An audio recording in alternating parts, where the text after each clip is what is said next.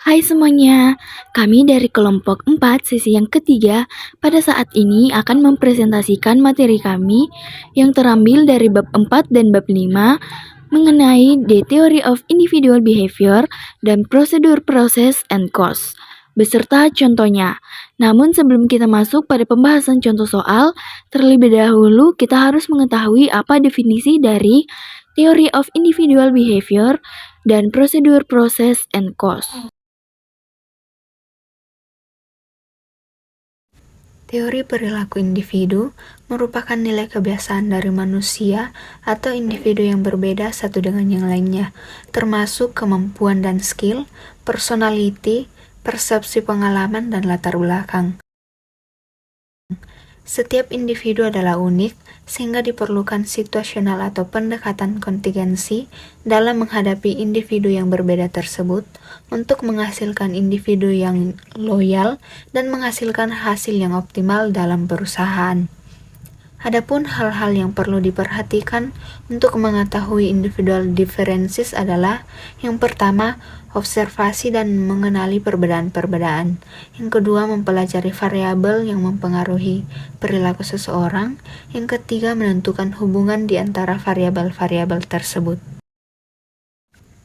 Kurva indiferen mendefinisikan kombinasi barang X dan Y yang memberikan konsumen tingkat kepuasan yang sama, yaitu konsumen acuh tak acuh antara setiap kombinasi barang di sepanjang kurva indiferen. Menurut definisi, semua kombinasi X dan Y terletak pada kurva indiferen memberikan konsumen tingkat kepuasan yang sama. Adapun dasar-dasar dari perilaku individu dalam organisasi, yaitu sifat pribadi tiap individu yang objektif dan mudah diperoleh dari catatan pribadi individu. Adapun dasar-dasar individu lainnya yaitu motivasi, persepsi, sikap, kepribadian, komitmen, dan kepuasan kerja. Contoh, misalkan seorang pekerja ditawari upah sebesar $6 per jam, ditambah pembayaran tetap sebesar $50, apa persamaan untuk kesempatan pekerja ditetapkan dalam 24 jam sehari? Berapa total pendapatan maksimum yang dapat diperoleh pekerja dalam sehari? Minimal, berapakah harga bagi pekerja untuk mengonsumsi 1 jam tambahan waktu senggang? Penyelesaiannya, persamaan untuk kesempatan pekerja dalam 24 jam sehari adalah 24 sama dengan jumlah jam kerja ditambah jumlah jam waktu senggang.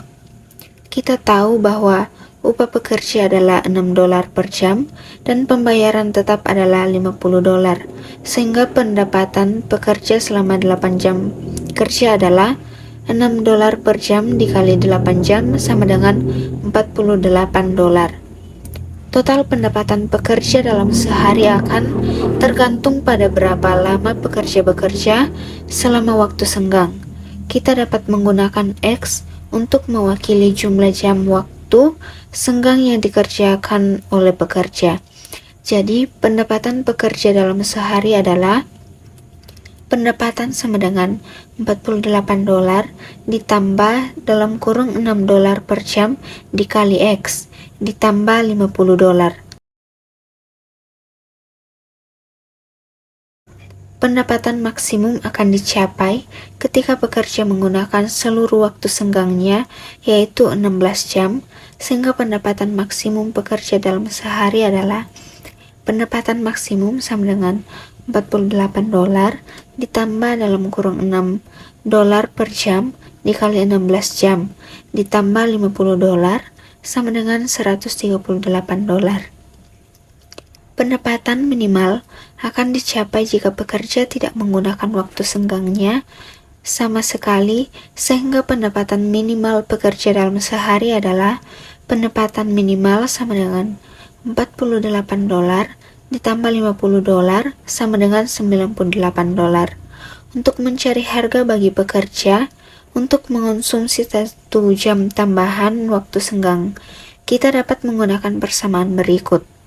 Harga per jam untuk waktu senggang sama dengan pendapatan maksimum dikurang pendapatan minimum dibagi jumlah jam waktu senggang, sehingga harga per jam untuk waktu senggang sama dengan $138 dikurangi $98 dibagi 16 jam sama dengan 2,5 per jam dolar.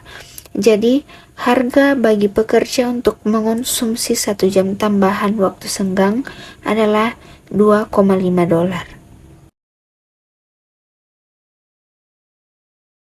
Selanjutnya, kita masuk pada materi bab yang kelima, yaitu The Production Process and Cost.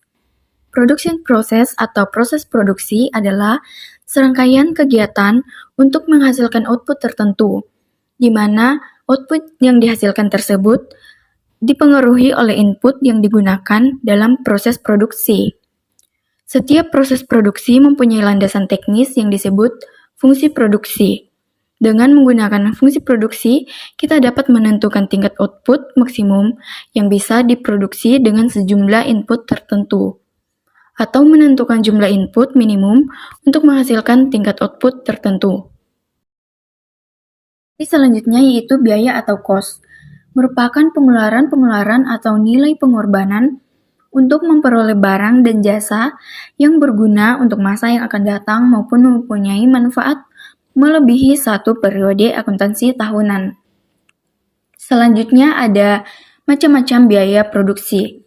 Yang pertama ada fixed cost atau biaya tetap, di mana pengeluaran yang jumlahnya tidak akan berubah meskipun volume produksi barang mengalami peningkatan maupun penurunan. Yang kedua ada variable cost atau biaya tidak tetap. Merupakan biaya yang besarnya bergantung pada jumlah produksi dari produk yang sedang diolah. Yang ketiga yaitu marginal cost atau biaya marginal, yang mana sebagai pengeluaran tambahan yang akan digunakan oleh perusahaan untuk meningkatkan produksi. Yang keempat ada total cost atau biaya total, yang mana keseluruhan biaya yang diperoleh dari penggabungan biaya variabel dan biaya tetap. Nah, yang terakhir ada average cost atau biaya rata-rata, yang mana biaya per unit yang akan diperoleh dengan membagi total pengeluaran dengan total output produksi. Berikut terdapat beberapa macam fungsi produksi. Yang pertama ada fungsi produksi linear, adalah sebuah fungsi produksi yang mengasumsikan bahwa input yang dipergunakan dalam produksi perbandingan tetap dan antara input saling substitusi. Yang kedua ada fungsi produksi Kolb-Douglas, adalah sebuah fungsi yang mengasumsikan tingkat tertentu kemampuan substitusi di antara masukan-masukan. Yang terakhir yaitu fungsi produksi Leontief atau fungsi produksi tetap, adalah fungsi produksi yang menyiratkan faktor-faktor produksi yang akan digunakan dalam proporsi tetap, karena tidak ada substitusi antara faktor. Nah, dari ketiga macam fungsi produksi yang telah kita bahas tadi, kita hanya akan berfokus pada satu fungsi produksi, yaitu fungsi produksi Leontief, yang mana pada fungsi produksi Leontief ini akan membantu kita pada saat mengerjakan soal 5.1. Selanjutnya kita masuk pada contoh soal 5.1, di mana para insinyur di Morris Industries memperoleh estimasi fungsi produksi perusahaan sebagai berikut. Q adalah fungsi KL sama dengan minimum 3K 4L. Berapa banyak output yang dihasilkan ketika 2 unit tenaga kerja dan 5 unit modal yang digunakan. Selanjutnya kita masuk pada pembahasan soal 5.1, di mana Q adalah tingkat output modal, K adalah kuantitas output modal, dan L adalah jumlah masukan tenaga kerja. Nah, di mana diketahui fungsi produksi sama dengan Q adalah fungsi dari KL sama dengan minimum 3K 4L. K atau modal sama dengan 5, L atau tenaga kerja sama dengan 2. Ditanya berapa banyak output yang dihasilkan ketika 2 unit tenaga kerja dan 5 unit modal digunakan. penyelesaiannya untuk berapa banyak output yang dihasilkan, kita tinggal masukkan nilai K dan L ke dalam fungsi produksi. Q adalah fungsi dari KL. Nah, selanjutnya dari fungsi produksi yang diberikan, Q sama dengan minimum 3K 4L, Q sama dengan minimum 3 dikali 5, 4 dikali 2, di mana kita mendapatkan Q sama dengan minimum 15 dan 8. Nah, dari hasil di atas, terdapat Q sama dengan minimum 15 dan 8, yang mana yang merupakan angka minimum yaitu 8. Jadi, banyak output yang dihasilkan ketika 2 unit tenaga kerja dan 5 unit modal yang digunakan yaitu 8, karena 8 merupakan nilai minimum atau nilai yang paling kecil. Sebelum saya mengakhiri presentasi ini, saya akan memberikan satu motivasi dari salah seorang tokoh inspiratif yang sangat terkenal yaitu Nelson Mandela, di mana dia pernah berkata, pendidikan adalah senjata paling mematikan di dunia, karena dengan pendidikan Anda dapat mengubah dunia. Demikianlah presentasi dari kelompok kami, kurang lebihnya mohon dimaafkan, sekian dan terima kasih. And thanks for watching.